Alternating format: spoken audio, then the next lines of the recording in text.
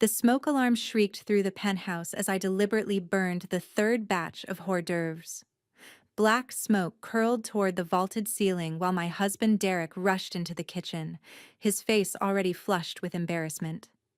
Before we jump back in, tell us where you're tuning in from, and if this story touches you, make sure you're subscribed, because tomorrow, I've saved something extra special for you. What the hell, Natalie? He grabbed the smoking tray from my hands, tossing it into the sink. The entire executive board is arriving in 20 minutes. 20 minutes. I blinked at him, letting my eyes water from the smoke. I'm sorry. I'm so sorry. I just wanted everything to be perfect for your big night. Derek's jaw clenched as he stared at the charred remains of what should have been prosciutto-wrapped figs. Behind him, through the kitchen doorway, I could see our living room transformed into an elegant dining space. Crystal chandeliers I'd commissioned last year cast perfect light over the custom mahogany table. Original Rothko paintings, my paintings, adorned the walls. The Steinway grand piano in the corner had been my mother's gift to me when Apex Industries went public. Apex Industries, my company. The empire I'd built from a cramped studio apartment with nothing but a laptop, a business degree, and an unshakable vision for revolutionizing supply chain logistics. 12 years of 16-hour days, brutal negotiations, and calculated risks that had transformed a startup into a multinational corporation worth $4.3 billion.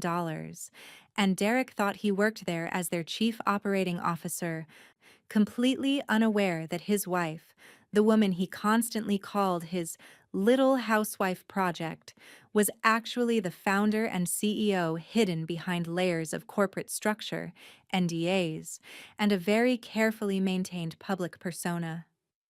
Just, Derek pinched the bridge of his nose. Just stay in the kitchen, okay? Order something. I don't care what. But for God's sake, don't come out until I call you. The board doesn't need to see this disaster. He turned and walked away, already pulling out his phone to presumably order emergency catering. I waited until I heard him greeting the first arrivals at the door before allowing myself a small smile. The smoke alarm finally stopped its piercing wail. I opened the industrial-grade refrigerator, the one Derek thought was unnecessarily expensive for someone who can't cook, and pulled out the 5 courses I'd actually prepared earlier with the help of Chef Michelle, who ran the Michelin-starred restaurant on Apex's executive floor. Everything was perfect. Seared scallops with truffle foam, Wagyu beef Wellington, lobster bisque that had taken 6 hours to perfect. I'd been planning this evening for 3 months, ever since I overheard Derek laughing on the phone with his colleague about how his charity case wife couldn't even manage to land a job as an administrative assistant. The CEO dinner, he'd said, voice dripping with condescension, is going to be at our place. Yeah, I know. I told Natalie to stay hidden. Last thing we need is her bumbling around, trying to impress people way out of her league. Out of my league. The phrase had echoed in my mind for weeks. I arranged the first course on the serving cart, adjusted my simple black dress, Chanel, though Derek assumed it came from a department store clearance rack, and wheeled it toward the dining room. The voices grew louder as I approached. Absolutely crush the quarterly projections. Someone was saying, the CEO must be thrilled with our performance. Has anyone actually met her? A woman's voice asked. Veronica Ashford remains such an enigma. 12 years running this company, and I've only ever seen her in video conferences with her camera off. Veronica Ashford. My public persona? The name on all the official documents, delivered through my network of lawyers and executives who'd been with me since the beginning. Only 7 people in the world knew that Veronica Ashford and Natalie Reed were the same person. I heard she's some kind of recluse. Derek's voice cut through. Probably scarred or disfigured. Why else the secrecy? Laughter rippled through the room. I paused just outside the doorway, my hand steady on the cart handle. Well, whoever she is, another man said, she signs our paychecks, so I'm not complaining. Speaking of paychecks, Derek announced, and I could hear the pride in his voice. I got the promotion. Senior Vice President of Operations, effective next month. Youngest SVP in company history. Applause erupted. My grip tightened on the cart handle. The promotion he thought he'd earned through merit and hard work was actually a carefully orchestrated test. For 6 months, I'd been watching him, documenting his decisions, his leadership style, his integrity. And for 6 months, I'd watched him fail spectacularly. The inflated expense reports, the harassment complaints from female junior executives that he'd convinced HR to bury, the proprietary information he'd been selling to our competitor, Titanium Logistics, in exchange for stock options. Every email, every wire transfer, every backroom deal. I had it all. But I needed tonight. I needed to see him in his element, surrounded by the people he respected, finally given the rope to hang himself with. I pushed the cart through the doorway. Preparing and narrating this story took us a lot of time, so if you are enjoying it, like this video, it means a lot to us. Now back to the story. Oh, perfect timing, Derek said without looking at me. Everyone, the first course. Just leave it on the table. Honey. I began placing the scallops in front of each executive, moving silently around the table. 20 faces I recognized from board meetings and video conferences. 20 people who'd helped build my company into what it was today. Victoria Chen, CFO, who'd taken a chance on my vision when every venture capitalist in Silicon Valley had laughed me out of their offices. Robert Patterson, CTO, whose revolutionary blockchain integration had saved us millions in logistics costs. Amanda Foster, General Counsel, who'd fought off 3 hostile takeover attempts with the ferocity of a lioness protecting her cubs. And Derek, sitting at the head of my table, in my penthouse, wearing the watch I'd bought him, drinking the wine from my cellar. "This looks incredible," Victoria said, examining her plate. "Derek, you didn't mention your wife was such an accomplished chef." Derek barely glanced at the food. "Oh, she's full of surprises, mostly disappointing ones, but occasionally she manages something adequate." The table fell silent for a moment. I saw Amanda's eyes flick to me, then away. A flash of discomfort crossed Robert's face. "That's a bit harsh, don't you think?" Victoria ventured carefully. Derek shrugged, spearing a scallop. "It's just the truth. Natalie's been trying to find her place for years. Job interviews, volunteer work, even took some online business courses once. Nothing ever sticks." He popped the scallop into his mouth, chewed, swallowed. "I keep telling her, some people are just meant to be support staff, you know? Not everyone can be a leader." I stood frozen behind his chair, watching 20 pairs of eyes avoid looking at me directly. The humiliation was intentional, performative. Derek knew exactly what he was doing. "These scallops are perfect," Amanda said firmly, her voice carrying an edge. "Seriously, Natalie, this is restaurant quality." "Thank you," I said softly, playing my role. "I'm glad you like them." "See?" Derek gestured at me with his fork. "She's good at the domestic stuff. That's her talent. Nothing wrong with that." I retreated to the kitchen, leaving them to their first course and their awkward silence.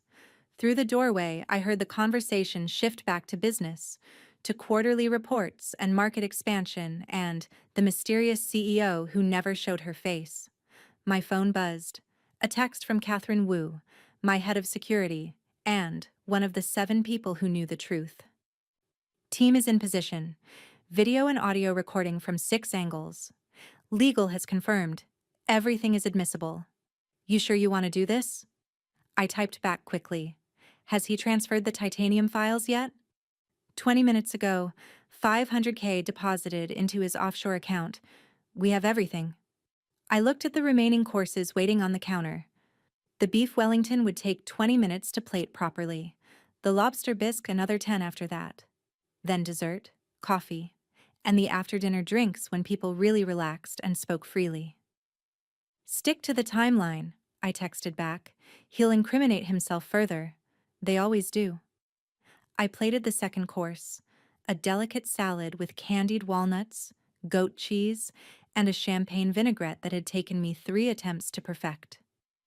As I wheeled it out, I could hear Derek in full form, telling some story about a deal he'd closed in Singapore. And I told them, either they sign by midnight or we walk. The CEO backed my play completely. See? That's what I appreciate about Veronica Ashford. She trusts her top executives to make bold moves. Bold moves, I murmured, placing a salad in front of him. Indeed. Derek finally looked at me, his eyes slightly unfocused from the wine. What was that? Nothing. Enjoy your salad. You know what? Derek suddenly pushed back his chair, standing. The alcohol was hitting him faster than usual. Not surprising, given that I'd been pouring him the 18% ABV wine while everyone else got the 12% vintage. I think everyone should know something about my wife. My heart rate didn't change. I'd been preparing for this moment for months. Derek, Victoria warned quietly, maybe we should just enjoy the meal. No, they should know. Derek circled around to me, placing a hand on my shoulder that felt like a weight. Natalie here has applied to Apex Industries 4 times. 4 times. Twice for administrative positions, once for a marketing coordinator role, and, this is the best part, once for a senior analyst position in operations. My department. The hand on my shoulder squeezed slightly. Not enough to hurt, but enough to remind me of his control. Or what he thought was his control. And you know what happened every single time? Derek looked around the table, playing to his audience. Rejected. Not even an interview for the first 3. The 4th time, they let her interview just to be polite. And she bombed so badly that HR flagged her application to never be considered again. That was a lie. I'd never applied to Apex Industries because I'd founded Apex Industries. But Derek had created this narrative over the past 3 years, telling it so often that I think he'd started to believe it himself. Derek, that's enough, Amanda said, her voice sharp. This is inappropriate. Is it? Derek released my shoulder and walked back to his seat. I'm just being honest. The CEO always talks about transparency and integrity. Well, here's some transparency. My wife is a professional failure who can't hold down a job, can't cook unless she burns the kitchen down first and spends my money faster than I can earn it. Your money, I repeated softly. Yes, my money. The money I earn through actual work and talent. Not through luck or marrying someone successful. I placed the last salad plate on the table. This penthouse, the one we're sitting in right now, do you remember how we acquired it? Derek blinked, caught off guard by the question. We bought it. Together. We bought it with $4.2 million cash. I continued, my voice still gentle. No mortgage. Do you remember where that money came from? My signing bonus from Apex, Derek said quickly.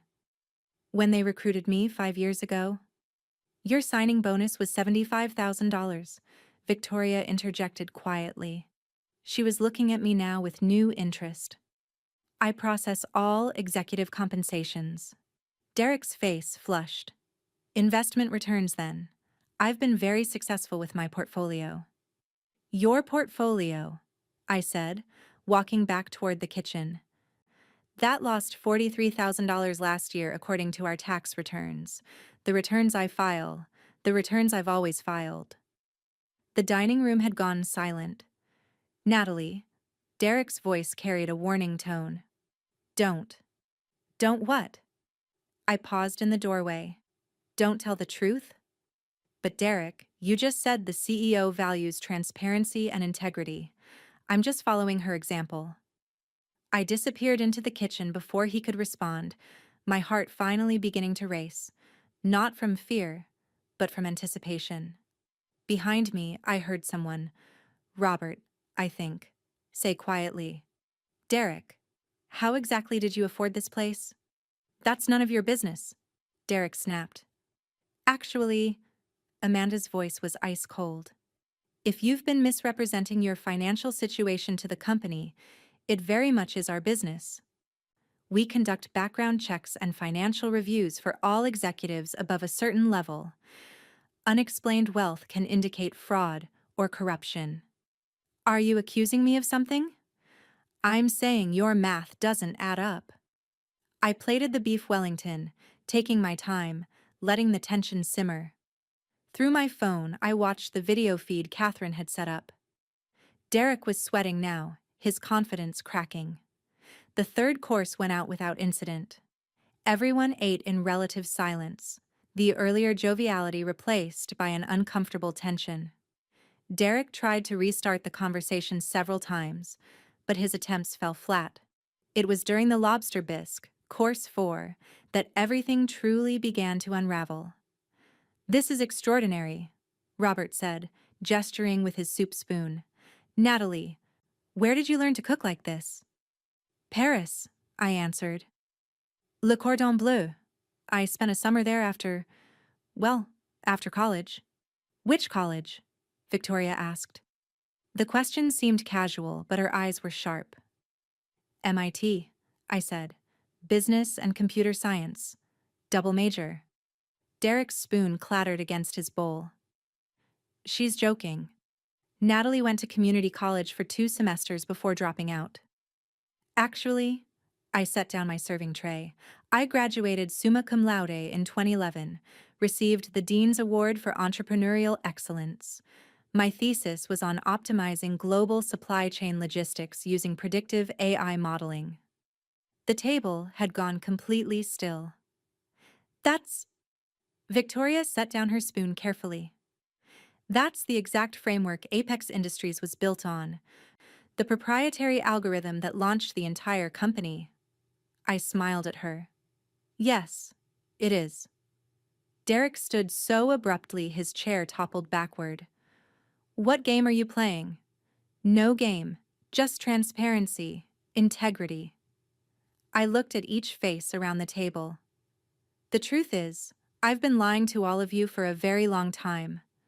Well, lying by omission. Allowing assumptions to persist without correction. Natalie, stop it, Derek hissed. You're embarrassing yourself. Am I?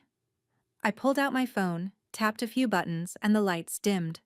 The wall behind Derek, what he thought was just an expensive accent wall, illuminated, revealing itself as a massive LED screen. The Apex Industries logo appeared. Then my MIT graduation photo. Then the original business registration for Apex Industries, filed in Delaware, January 15, 2013. Founder and CEO, Natalie Alexandra Reed. No, Derek whispered. The penthouse, I continued, advancing the presentation with a flick of my finger, was purchased with money from Apex's Series A funding round. The cars in the garage, the art on the walls, the clothes you're wearing. Derek. All of it came from my company. The company I built. The company I run. Bank statements appeared on the screen. Transfer records. Corporate documents with my signature. Veronica Ashford, Amanda breathed. Veronica Ashford is a pseudonym, an anagram actually. Natalie Alexandra Reed rearranged becomes Veronica Ashford. Well, almost. I took some creative liberty. I advanced the presentation again. I created the public persona because I was tired of being targeted by fortune hunters. 3 relationships destroyed by men who saw me as a bank account with a pulse. So when I met Derek at that charity gala 5 years ago, I decided to try something different.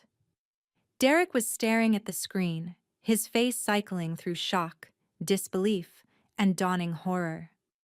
I presented myself as a struggling freelance consultant, drove a Toyota, lived in a modest apartment, wore clothes from Target. And Derek, you seemed so genuine at first, so supportive, so different from the others. I let the bitterness creep into my voice. But the moment we married, the moment you moved into this penthouse that you thought we'd bought together with our money, you changed. Or maybe you just revealed who you'd been all along. This is insane, Derek said, but his voice cracked. You're making this up.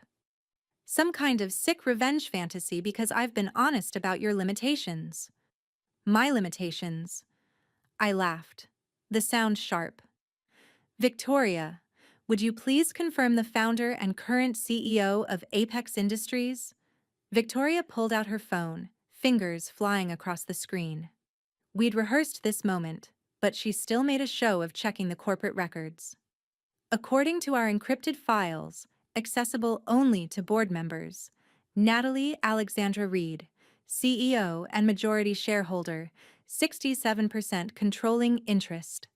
Robert, how many times have you reported directly to Veronica Ashford? Dozens, Robert said slowly. Weekly video meetings for the past 8 years. And you've never seen her face? Always just voice. You said you said... He trailed off, understanding dawning. The background noise in our calls. I always heard cooking sounds, kitchen timers, running water. I thought you worked from home, but I figured you had a private chef or something. I was cooking, I said simply, preparing meals for my husband, the husband who worked at my company, who I'd planted in the operations department through a recruitment firm, who had no idea his wife was his ultimate boss. Why? Derek's voice was barely a whisper. Why would you do this? Because I wanted to see who you really were. The real you, not the performance you put on when you thought I had money or power. And Derek, you showed me exactly who you are. I advanced the presentation one more time. Emails appeared on the screen. Derek's emails. To Titanium Logistics, our primary competitor. Confidential bid information, client lists, proprietary algorithm details. For the past 8 months, I said, my voice hardening, you've been selling company secrets to our competitors. $500,000 in payments to an offshore account in the Cayman Islands, an account you opened last year, thinking I'd never notice because you assumed I was just a naive housewife who couldn't even balance a checkbook. That's... Derek looked around the table wildly. That's fabricated. She's trying to frame me because she's mentally ill. She's been obsessed with me working at Apex. We have your laptop. Amanda cut him off. Her voice was professional, clinical. We've had forensic accountants examining your financial records for 3 months. We have the wire transfers, the encrypted emails, the burner phone you thought was untraceable. We have everything. Derek's legs seemed to give out. He collapsed back into his chair. But that's not all, I continued. We also have the harassment complaints. 7 women in the past 2 years, junior executives, analysts, administrative staff. All of them came forward with complaints about your behavior. All of them were pressured by you to withdraw those complaints or accept settlements with NDAs attached. The settlements came from company funds, Victoria added. Unauthorized use of corporate money to cover up your misconduct. That alone is grounds for immediate termination and potential criminal charges. I walked slowly around the table, stopping behind Derek's chair. You called me a failure, a disappointment, someone who couldn't even land an entry-level position. You've spent 3 years systematically destroying my confidence, isolating me from friends, making me question my own intelligence and worth. Natalie, But the truth is, Derek, while you were playing big shot executive, I was running a multinational corporation. While you were taking credit for other people's work and selling out your colleagues for cash, I was building something real, something meaningful. And tonight, in front of the entire executive board, you've given us everything we need to not only fire you, but ensure you never work in this industry again. I leaned down, my mouth close to his ear. You wanted transparency? Here it is. You're done. Your career is over. And that bankruptcy you're about to face? That's all yours. Because as of tomorrow morning, you'll have nothing. No job, no income, no reputation, and certainly no penthouse. I straightened up, addressing the table.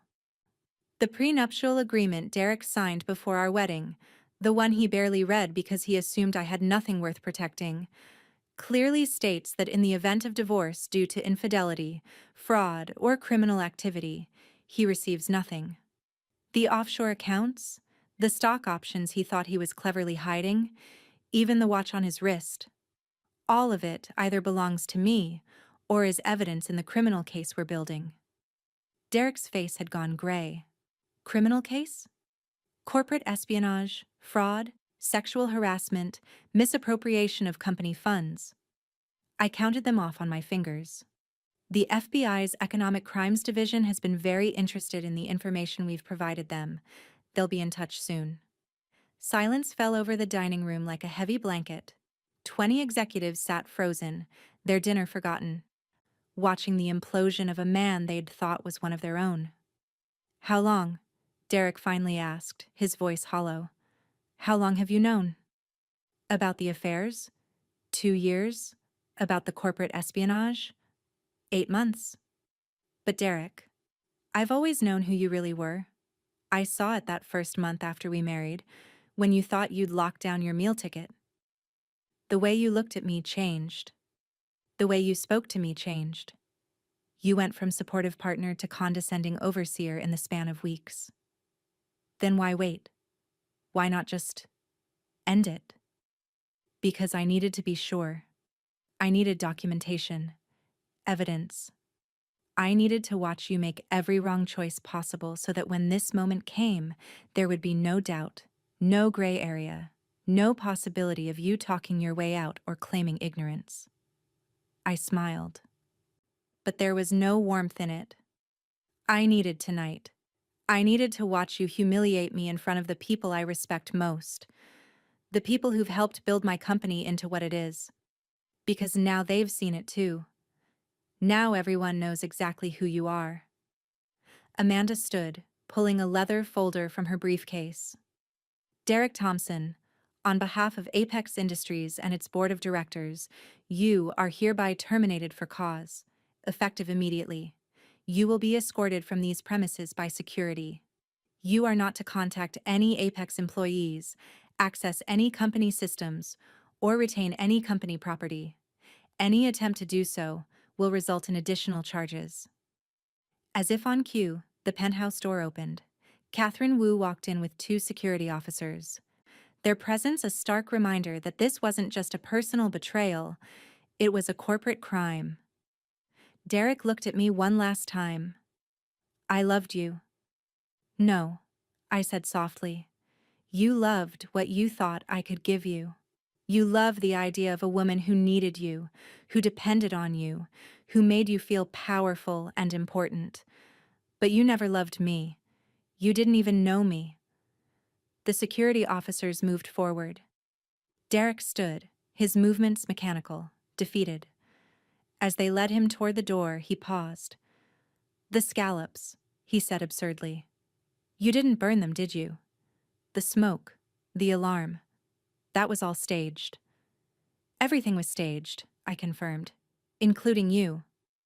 The door closed behind him, and the silence that followed felt like a physical presence. Victoria was the first to speak. Well, that was the most dramatic board dinner in corporate history. A ripple of nervous laughter moved through the room. I apologize, I said, finally letting exhaustion creep into my voice. This wasn't how I wanted to reveal myself, but it was necessary. Necessary, Robert repeated. You've been running this company in secret for 12 years. You hired all of us. You've made every major decision, and we never knew. You knew Veronica Ashford, I corrected. I've never lied about my vision for the company or my values. I just obscured the messenger. Amanda was looking at me with something like admiration. The prenup. You had him sign a prenup before you married, even though he thought you had nothing. That's brilliant. My lawyer insisted, said even if I was pretending to be broke, I should protect myself. I'm very glad I listened. What happens now? Victoria asked. With the company, I mean. Are you going to step out of the shadows? I considered the question, looking around at the faces of people I'd worked with for years, people who'd never known my true identity. Maybe. Partially. I like my privacy, but I think it's time to be more present, more visible. Derek isn't the only predator out there who targets women they perceive as weak or unsuccessful. Maybe my story can help others recognize the signs. It will certainly make for interesting press coverage, Robert said dryly. Speaking of which, I pulled out my phone. There's one more thing. Catherine has been documenting everything tonight. Video, audio, all legally obtained with security cameras I had installed in my own home. Tomorrow morning, that footage, along with all the evidence of Derek's crimes, goes to the authorities and to the media. You're going public with everything? Amanda looked concerned. Natalie, the publicity. Will be intense. I know. But Derek needs to face full consequences, and more importantly, those 7 women he harassed deserve to see justice. Their NDAs become void if criminal charges are filed. They'll finally be able to tell their stories. I walked to the head of the table to the seat Derek had occupied. But tonight, before the storm hits, I wanted you all to know the truth. You're my team, my board, the people who've helped build something extraordinary, and I owe you honesty. Even if that honesty is 3 years late, Victoria said, but she was smiling. Even then. Amanda raised her wine glass. To the most unconventional CEO in corporate America. To Natalie, Robert added, and to one hell of a dinner party. They raised their glasses and I raised mine. Water, still, because I needed to stay sharp for what was coming. As they drank, my phone buzzed. A message from Catherine. FBI agents are picking him up at the building entrance. Media embargo lifts at 6 a.m. Your statement is ready for approval. I looked at the message, then at the executives around my table. In 12 hours, my life would change completely. The carefully constructed walls between Natalie and Veronica would come down. The world would know the truth. But right now, in this moment, I was exactly where I needed to be. Now, I said, setting down my glass. Who wants dessert? I made chocolate lava cake from scratch, and unlike the burned hors d'oeuvres, this one actually turned out perfectly. The laughter that followed was genuine, warm, and filled with relief. As I walked back to the kitchen, I caught my reflection in the darkened windows. For the first time in 5 years, I didn't see the woman Derek had tried to make me. Small, uncertain, apologetic. I saw the woman I'd always been. The woman who'd built an empire, who'd survived betrayal, who'd played the longest game and won. I saw Natalie Alexandra Reed, CEO, founder, and finally free. The chocolate lava cakes came out perfectly, their centers molten and rich. As I plated them, adding raspberry coulis and gold leaf, because tonight, of all nights, deserved elegance, I heard the conversation in the dining room shift from shock to business. They were talking about the restructuring we'd need to do in operations. About the internal investigation into anyone else Derek might have compromised. About damage control and press strategy and the dozens of practical concerns that came with exposing a high-level executive's crimes. This was my team. This was my company.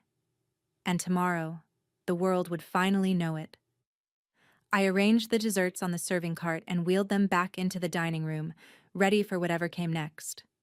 The hardest part was over. Derek was gone. The truth was out. Now came the part I'd been preparing for all along, building something even stronger from the ashes of his betrayal. The executive board left at midnight, their departures marked by handshakes that felt different now.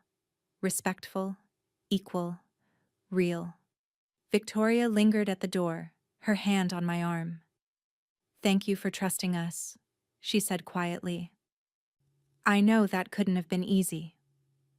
After the door closed behind her, I stood alone in the penthouse that suddenly felt vast and empty. The dining table was cleared, the dishes in the industrial washer, the evidence of the evening's drama reduced to wine-stained napkins and the faint smell of burned sacrifice from earlier. My phone hadn't stopped buzzing. Catherine had sent 17 updates in the past hour. The FBI had Derek in custody. The media packets were distributed. 6 news outlets had already requested exclusive interviews. My lawyers were fielding calls from Derek's newly retained legal team. Apparently, he'd burned through his emergency contact list and found someone willing to take his case. I walked to the windows overlooking Chicago's glittering skyline. Somewhere down there, in a federal holding facility, Derek was learning what it felt like to be truly powerless. The thought should have brought satisfaction, but instead I felt hollow. A text appeared on my phone screen. Unknown number. "You destroyed my life." Derek. He must have convinced someone to let him make a call. Probably claimed he needed to contact his lawyer. I stared at the message for a long moment, then typed back. "No, you destroyed your own life. I just documented it." The reply came instantly. "I loved you. Everything I did was for us, for our future." My fingers hovered over the keyboard. There was so much I could say. But in the end, I wrote only, "The harassment victims. Did you do that for us too? The women you cornered in conference rooms, whose careers you threatened? Was that for our future?" No response. I blocked the number and called Catherine. "You should be sleeping," she said by way of greeting. "So should you. Status update?" "FBI is processing him now. The espionage charges are federal, so he's looking at serious time if convicted. 10 to 15 years, potentially. The harassment cases are being reopened. All 7 women have been contacted by the DA's office. 5 have already agreed to testify." "And the media?" "Your statement drops at 6 a.m.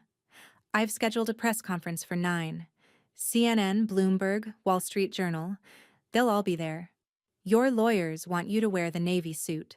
Look professional, but approachable. I told them you're not a puppet, and you'll wear whatever you want." Despite everything, I smiled. "The Navy suit is fine. There's something else." Catherine's tone shifted. "We've had 3 more complaints come in through the anonymous hotline. Not about Derek, about other executives." My hand tightened on the phone. "Who?" "I'm sending you the encrypted files now. 2 are about Stephen Marsh in finance. 1 about Patricia Dunn in marketing. All from women in their departments. All describing patterns of inappropriate behavior, retaliation for rejections, hostile work environment." I pulled up my laptop, accessing the secure server. The complaints loaded on screen. Detailed, specific, credible. My stomach turned as I read them. "How did I miss this?" I whispered. "How did it happen under my watch?" "Because you trusted your department heads to handle their own teams. Because predators are good at hiding in plain sight. Because you're one person, Natalie, even if you are the CEO." Catherine paused. "What do you want to do?" I read through the complaints again, my jaw clenching tighter with each paragraph. Stephen Marsh had been with Apex for 7 years, Patricia Dunn for 9. Both were considered top performers, both had glowing reviews, both had brought in millions in revenue. Both had apparently been abusing their power for years. "Full investigation," I said finally. "Bring in an outside firm. I want no questions about objectivity. Put both of them on immediate administrative leave. And Catherine, I want to meet with the women who filed complaints. Personally." "That's not standard protocol." "I don't care. These women came forward knowing they might face retaliation, knowing their careers could be damaged. The least I can do is look them in the eye and promise them that this time, someone is listening. Okay, I'll set it up for next week. Tomorrow. Natalie? Tomorrow, Catherine.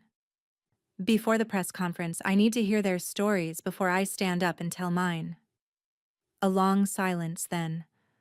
Understood. I'll make it happen. After we hung up, I poured myself a glass of water and sat at the dining table where, just hours ago, Derek had called me a failure. The irony wasn't lost on me. I'd been so focused on orchestrating his downfall that I'd missed the rot spreading through other parts of my company. My phone buzzed again. This time, it was my mother. I saw the news alerts, she said without preamble. Please tell me you're safe. I'm fine, Mom. It's over. Over? Natalie, you just exposed yourself as a secret billionaire CEO and had your husband arrested for corporate espionage. This is just beginning. She paused. I'm proud of you, baby girl. Your father would be too. My throat tightened. Dad had died before Apex took off. Before I'd built the empire he'd always said I was capable of building. He'd never know that his little girl had succeeded where his own business had failed. Thanks, Mom. But Natalie, be careful. You've made yourself a target. There will be people who hate you for your success, who'll try to tear you down, who'll claim you're lying or exaggerating or seeking attention. Promise me you'll be smart about this. I promise. After she hung up, I sat in the quiet penthouse and let myself feel it all. The exhaustion, the anger, the grief for a marriage that had never been real, the fear of what came next. At 3 a.m., I finally went to bed. Sleep came in fragments, interrupted by dreams of courtrooms and cameras and Derek's face when he realized I'd been Veronica Ashford all along. At 5:30 a.m., I woke to my alarm and the sound of helicopters, news helicopters circling the building like vultures. It had begun. Catherine arrived at 6:15 with a full security team, a makeup artist, and enough coffee to fuel a small army. The press conference location has been moved to the Apex headquarters auditorium. We're expecting over 200 journalists. I sipped my coffee, watching the news coverage on my phone. My face was everywhere. Old photos from MIT, blurry images from charity events, speculation about my net worth, my relationship, my motives. CEO catfishes husband in elaborate corporate sting operation, read one headline. Billionaire's revenge? Tech mogul destroys cheating spouse, proclaimed another. I'm not doing this for revenge, I said to Catherine. I know. But revenge makes better headlines than justice. The makeup artist worked quickly, covering the dark circles under my eyes, making me camera ready. I dressed in the navy suit, added my mother's pearl earrings for strength, and looked at myself in the mirror. This was the last morning I'd wake up as nobody. By tonight, the entire world would know Natalie Reed's name. At 7 a.m., I met with the 3 women who'd filed new complaints. They sat in my personal office at Apex headquarters, a space Derek had never even known existed. Sarah, 26, analyst in finance. Maria, 31, senior coordinator in marketing. Jennifer, 28, project manager in marketing. They looked terrified. Thank you for coming, I said, sitting across from them rather than behind my desk, and thank you for your courage in filing these complaints. I know how difficult that must have been. Sarah spoke first, her voice shaking. We almost didn't. After what happened with the complaints against Derek Thompson, we heard they got buried. The women who spoke up got pushed out or paid off. We thought the same thing would happen to us. It won't, I said firmly. I give you my word. What you've described in your complaints, if it's true, and I believe it is, then Stephen Marsh and Patricia Dunn will face consequences, real consequences. Why should we believe you? Maria asked, and there was challenge in her voice. Derek Thompson was your husband. You had access to those harassment complaints against him. You could have stopped it years ago, but you didn't. The accusation hit like a physical blow because she was right. "You're absolutely correct," I said. I knew about Derek's behavior for 2 years before I acted. I told myself I was building a case, gathering evidence, waiting for the right moment. But the truth is, part of me was paralyzed by the personal betrayal. I was his wife. I loved him, or I thought I did. And that paralysis, that hesitation, meant more women suffered. I looked at each of them. I can't undo that. I can't give those 2 years back to his victims or erase what they went through. But I can promise you that from this moment forward, I will never let personal feelings stop me from protecting my employees. You deserve a workplace where you're safe, where you're respected, where your complaints are taken seriously. "What happens now?" Jennifer asked quietly. "Now, we investigate. Thoroughly, professionally, objectively. An outside firm will conduct interviews, review evidence, and deliver findings. If those findings support your complaints, Marsh and Dunn will be terminated and referred to law enforcement if criminal charges are warranted. And then we'll examine our entire company culture to understand how this happened and prevent it from happening again." "And us?" Sarah asked. "What happens to us? Will we be protected?" "You'll be protected. You'll keep your jobs if you want them, with the option to transfer to different departments if you'd prefer. You'll have access to counseling and legal support.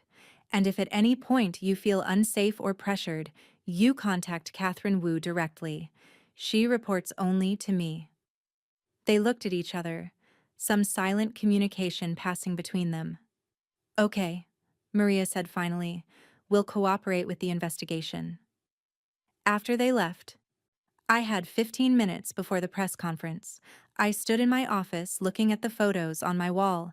The very first Apex office, just me and a laptop in a converted warehouse. The day we signed our first major client. The night we went public and I'd celebrated alone in this very office, unable to tell anyone who I really was. Catherine appeared in the doorway. "It's time." The walk to the auditorium felt like a march to execution. Security flanked me on all sides. I could hear the crowd before I saw them. Hundreds of voices, camera shutters clicking like mechanical insects. The doors opened. A wall of sound hit me. Flashing lights, shouted questions, the scrape of chairs as everyone stood. I walked to the podium, adjusted the microphone, and looked out at the sea of faces. "Good morning," I said. "My name is Natalie Alexandra Reed, and I am the founder and CEO of Apex Industries. For 12 years, I've operated under the pseudonym Veronica Ashford. Today, I'm stepping into the light, and I have a story to tell." The silence in the auditorium was absolute. 200 journalists, cameras, and recording devices all focused on me. I gripped the edges of the podium, feeling the cool wood beneath my palms. 12 years ago, I began. I graduated from MIT with a vision for revolutionizing supply chain logistics. I had a breakthrough algorithm, $20,000 in savings, and a dream. I also had something else, a painful education in how the world treats successful women. I clicked the remote, and the screen behind me displayed my early pitch decks, the ones I'd presented to 73 different venture capitalists. 73 meetings, 73 rejections. Not because my business model was flawed, several VCs admitted it was brilliant, but because I was a 23-year-old woman, and apparently, that made me untrustworthy, inexperienced, too emotional to lead. I paused. One investor actually told me I should find a male co-founder to be the face of the company, while I handled the technical work behind the scenes. A ripple of murmurs moved through the crowd. So I created Veronica Ashford, a pseudonym that allowed people to focus on my ideas rather than my gender or age. And it worked. Within 6 months, I had funding. Within 2 years, Apex Industries was profitable. Within 5 years, we went public. The next slide showed Apex's growth trajectory, a hockey stick curve that had made financial headlines. But success came with a price. I attracted attention from people who saw me as an opportunity rather than a person. 3 relationships ended when I discovered my partners were more interested in my bank account than in me. The last one actually had the audacity to present me with an investment opportunity on our anniversary, a scheme to siphon money from my company into his failing startup. I saw some journalists nodding, scribbling notes. So when I met Derek Thompson 5 years ago, I made a choice. I would hide my success. I would present myself as ordinary, struggling even, and see if someone could love me for who I was, rather than what I had. It was a test, and Derek failed it spectacularly. The screen changed to show the evidence: emails, bank transfers, harassment complaints.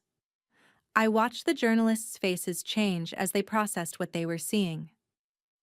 For 3 years, my husband systematically belittled me, called me a failure, told our friends I couldn't hold a job, mocked my intelligence, all while working for my company, living in my home, spending my money, and selling my corporate secrets to competitors for personal profit. A hand shot up in the audience. I nodded at the reporter, Sarah Chen from Bloomberg. Ms. Reed, some are calling this an elaborate revenge scheme. How do you respond to accusations that you manipulated your husband and set him up for failure? I didn't manipulate Derek, I said clearly. I gave him every opportunity to be honest, to be faithful, to be ethical. Every choice he made, to harass his colleagues, to commit corporate espionage, to demean and control me, those were his choices. I simply documented them. The FBI has the evidence. The courts will decide his guilt, but I refuse to accept blame for his crimes. Another hand. David Martinez from the Wall Street Journal. You waited 2 years after discovering the harassment complaints to take action. Why? This was the question I'd been dreading. I took a breath. Because I was a coward, I said bluntly. The auditorium went silent again. Because he was my husband and I loved him, or thought I did. Because I kept hoping there was some explanation, some misunderstanding. And because of that cowardice, more women were hurt. That's on me. I clicked to the next slide, the new complaint statistics. Yesterday, after Derek's arrest became known internally, 3 more women came forward with harassment complaints. Not about Derek, but about other executives in my company. I met with them this morning. I looked them in the eye and apologized for creating a culture where they felt unsafe reporting abuse. My voice hardened. Effective immediately, Apex Industries is implementing a zero-tolerance policy, independent investigations for every complaint, mandatory training for all executives, third-party oversight, and I'm establishing a $10 million fund to support workplace harassment victims across the industry, not just at Apex, but anywhere. Because this problem is bigger than my company. The questions came faster now. I answered them all. Yes, Derek would face criminal charges. Yes, I was filing for divorce. Yes, the prenuptial agreement meant he would receive nothing. No, I didn't feel guilty about that. Ms. Reed, a voice called from the back. I recognized her. Jennifer Wu from TechCrunch. You've operated in secret for 12 years. Why reveal yourself now? Because hiding was costing too much, I said simply. It was costing my employees their safety. It was costing me my integrity. And it was allowing men like Derek to operate unchecked because they assumed no one was watching. Someone needs to be watching. Someone needs to be accountable. That someone is me. I looked directly into the cameras. I'm done hiding. I'm done pretending to be less than I am to make others comfortable. If that makes me a target, so be it. But I won't be silent anymore. The press conference lasted 90 minutes. By the time Catherine pulled me away, my voice was hoarse and my hands were shaking. You did good, she said, guiding me through a back corridor away from the crowds. That soundbite about not being silent? It's already trending. My phone had exploded with notifications. Messages from former classmates I hadn't spoken to in years, interview requests from major networks, and one text that made my breath catch. This is Rachel. Derek's Rachel. The analyst he cornered in the supply room 2 years ago. Thank you for believing us. Thank you for not protecting him. I stopped walking, reading the message again. Catherine looked over my shoulder. You did the right thing, she said quietly. I should have done it sooner. Maybe, but you did it. That matters. Over the next week, the story consumed every news cycle. Derek's arrest photos, speculation about the trial, think pieces about workplace harassment, corporate culture, the double standards successful women face. My face was everywhere. Magazine covers, talk shows, social media memes. Some of the coverage was supportive. Finally, a CEO who prioritizes justice over profit, declared one headline. Others were vicious. Scorned wife's revenge when personal vendettas masquerade as justice, sneered a conservative commentator. Did she go too far? The ethics of corporate catfishing, questioned a business ethics professor on CNN. I stopped reading the comments after the first day. Nothing good lived in those digital cesspools. The investigation into Stephen Marsh and Patricia Dunn concluded in 10 days. The outside firm's report was damning. Years of harassment, retaliation against women who rejected their advances, systematic abuse of power. Both were terminated and referred to law enforcement. Marsh was arrested for sexual assault. Dunn fled to Canada, where she was fighting extradition. 7 more women came forward with complaints about other executives. Each one was investigated. 3 more terminations followed. I spent hours in meetings with our revised HR team, our new ethics board, our legal counsel. We rewrote policies, created new reporting structures, brought in consultants to audit our entire corporate culture. You're burning it all down and rebuilding from scratch, Victoria observed during one late-night strategy session. The board is getting nervous. Let them be nervous, I said. We enabled this culture. We allowed predators to thrive because they brought in revenue. That ends now. Even if it costs us profits in the short term? Especially then, what's the point of building an empire if it's built on the backs of people we failed to protect? Victoria smiled, spoken like a true leader. 2 weeks after the press conference, Derek's lawyer reached out through official channels. Derek wanted to make a deal. His testimony against Titanium Logistics CEO in exchange for a reduced sentence. I sat in the federal prosecutor's office listening to them outline the proposal. He's offering full cooperation, the prosecutor explained. Names, dates, documents, everything he knows about Titanium's corporate espionage operations. With his testimony, we can take down their entire leadership team. What's he asking for in return? 7 years instead of 15, minimum security facility, possibility of early parole with good behavior. I thought about the 7 women whose complaints had been buried. About Rachel, cornered in a supply room, afraid to come forward because she thought no one would believe her. About Sarah, Maria, and Jennifer, who'd risked their careers to speak up. What do the harassment victims think? I asked. The prosecutor blinked. I'm sorry? The 7 women Derek harassed. Have they been consulted about this deal? Do they get a say in whether their abuser gets a reduced sentence? That's not standard procedure? Then change the procedure, I said flatly. This isn't just about corporate espionage. Derek hurt people. Those people deserve a voice in his plea deal. The prosecutor looked at his assistant, then back at me. I'll reach out to them. Thank you. 3 days later, I received a call. 5 of the 7 women had agreed to the deal. They wanted Titanium's leadership prosecuted, even if it meant Derek served less time. Two had asked for victim impact statements to be included in his sentencing hearing. I attended the hearing, sat in the courtroom as Rachel and another woman named Diana stood before the judge and told their stories. Watched Derek sit motionless at the defense table, his expensive suit replaced by prison orange, his confidence shattered. "He made me feel worthless," Rachel said, her voice steady despite the tears on her cheeks. "Every day for 6 months, he found ways to diminish me, my ideas, my work, my appearance. And when I tried to report it, I was told I was being too sensitive, that I should be grateful for the attention from a senior executive." The judge listened intently, taking notes. Diana spoke next. "I quit my job because of him.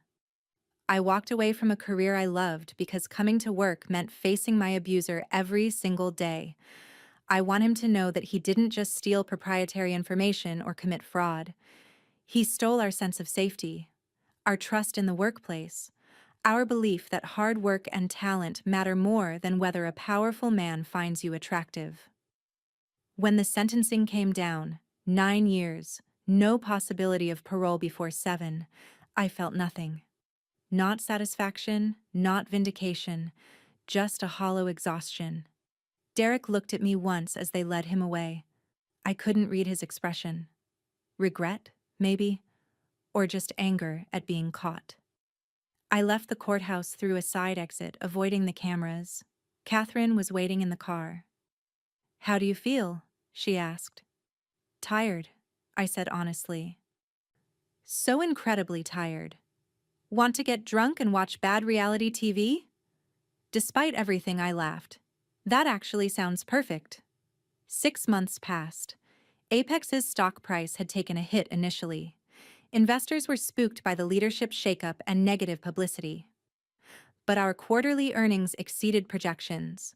The new culture initiatives were working. Employee satisfaction scores were up 37%. Retention had improved. And perhaps most importantly, the harassment reports were down by 82% because potential abusers knew they would face consequences. I did interviews selectively, focusing on business publications and women's leadership forums. Told my story not for sympathy, but as a cautionary tale about the cost of staying silent.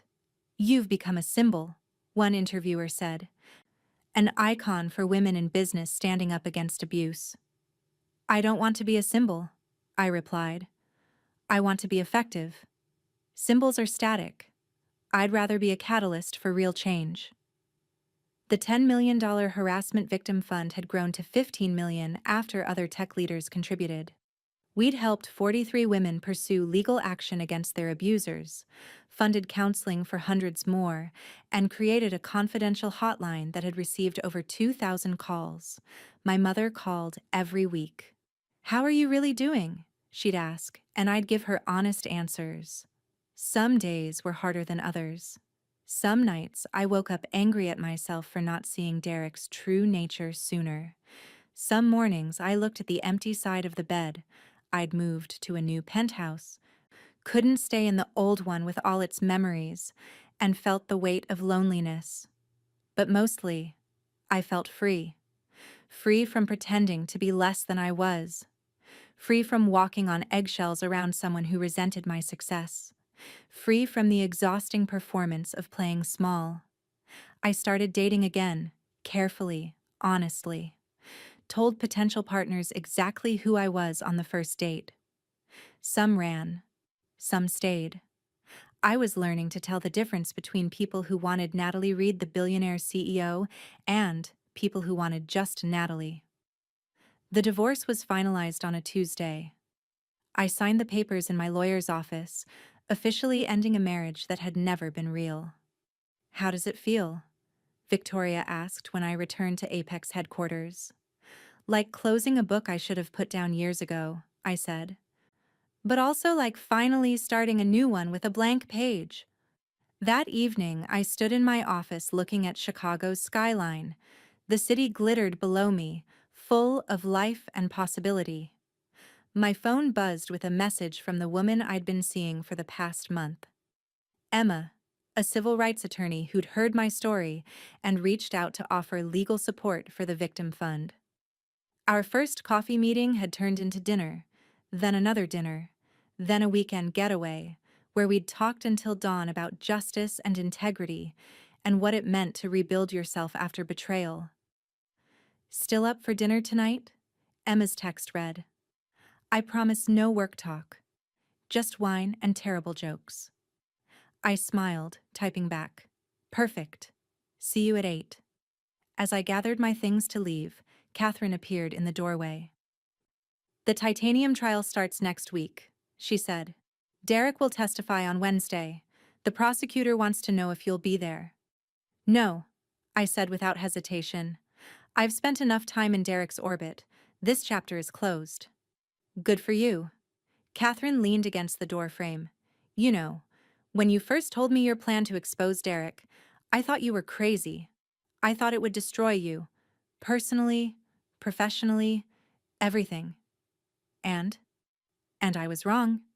You're stronger now than I've ever seen you. Apex is better. Hell, the entire industry is paying attention because of what you did. She grinned. Turns out burning everything down and rebuilding from the ashes is actually a pretty solid business strategy. I laughed, slinging my bag over my shoulder. Tell that to our shareholders. Our shareholders are doing just fine. Stocks back up, profits are solid, and we just landed the Morrison contract. Biggest deal in company history. We did? I pulled out my phone, checking my email. Sure enough, there it was. Catherine, this is incredible. You're incredible. And it's time you started believing that. As I left Apex headquarters that night, walking past the lobby where my face now hung in an official portrait, no more hiding, no more pseudonyms, I thought about the journey that had brought me here. The lonely nights building something from nothing, the pain of betrayal, the courage of women like Rachel and Diana who'd spoken truth to power, the slow, difficult work of transforming a corporate culture built on silence into one built on accountability. It hadn't been easy. It hadn't been clean. There were no perfect heroes in this story, least of all me. But it was real, and it was mine.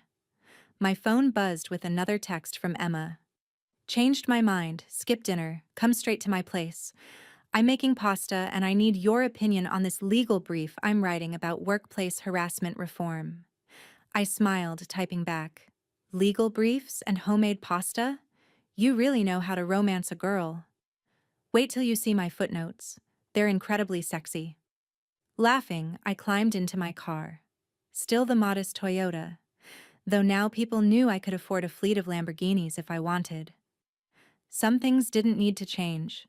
As I drove through Chicago's streets toward Emma's apartment, towards dinner and terrible jokes and maybe something that could become real, I thought about Derek sitting in his cell, about Stephen Marsh awaiting trial, about all the men who'd thought they could take advantage of women they perceived as powerless. They'd all underestimated their targets, assumed silence meant acceptance, mistook patience for weakness. They'd learned differently. And across the country, in boardrooms and startups and corporate offices, other women were watching, taking notes, finding their courage, planning their own reckonings. The story I'd told, my story, was just one of thousands. But maybe it could be a blueprint, a reminder that staying silent protects predators, that documentation beats denial, that sometimes the only way forward is to burn down the structures that enable abuse and build something better from the ashes. I parked outside Emma's building, grabbed the bottle of wine I'd picked up, and headed inside. Tomorrow, I'd be back at Apex, running board meetings and reviewing quarterly projections and continuing the never-ending work of building a company that treated its people with dignity. But tonight, I was just Natalie. Not a CEO, not an icon, not a cautionary tale.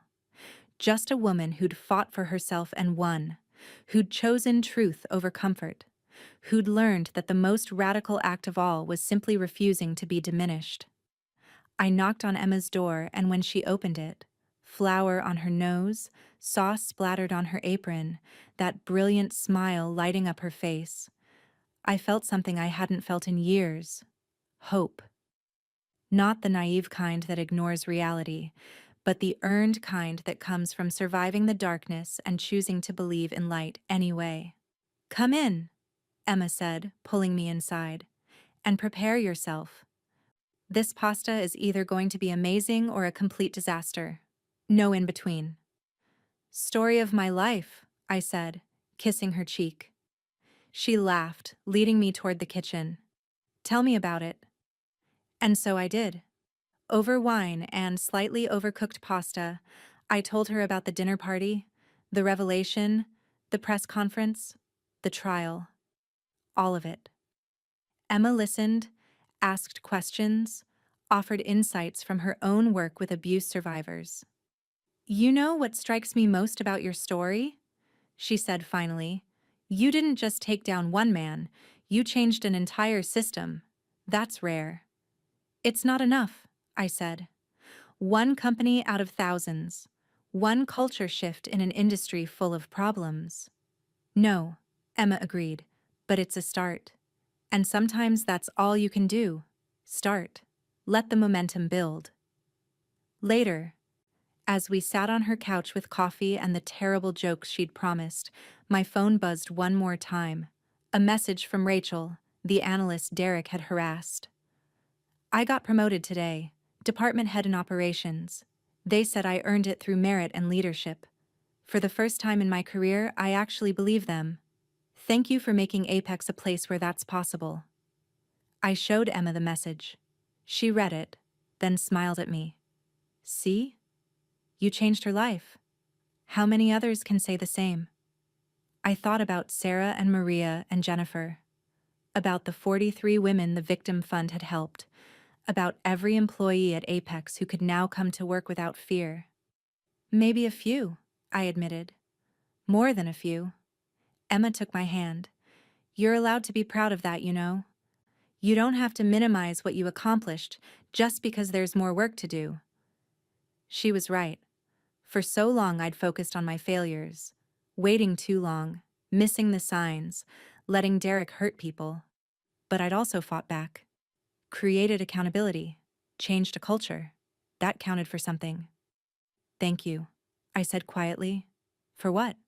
"For seeing me, the real me, not the headline or the cautionary tale or the symbol, just me."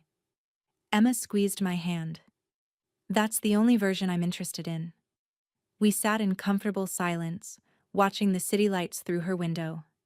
Somewhere out there, Derek was in prison. Apex was thriving. Women were coming forward with their stories, emboldened by mine. The world was changing. Slowly, imperfectly, but changing. And I was changing with it, becoming someone I could respect. Someone my father would have been proud of. Someone who chose courage over comfort, truth over convenience, justice over revenge. My phone buzzed once more. "Catherine. Morrison contract officially signed. Champagne tomorrow to celebrate?" I typed back. "Absolutely. But no more CEO dinners at penthouses. Let's stick to restaurants." "Probably wise. Your last dinner party made international news." I laughed, setting down my phone. Emma looked at me curiously. "Good news?" "The best," I said.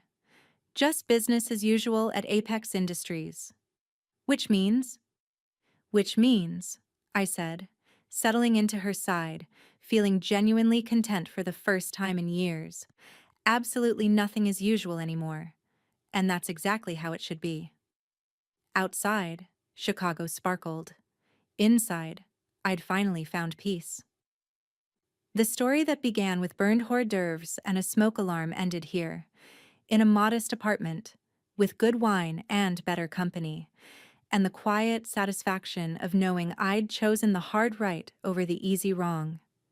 Derek had called me a failure in front of the people who mattered most, but in the end, I'd shown them, and myself, exactly who signed the paychecks.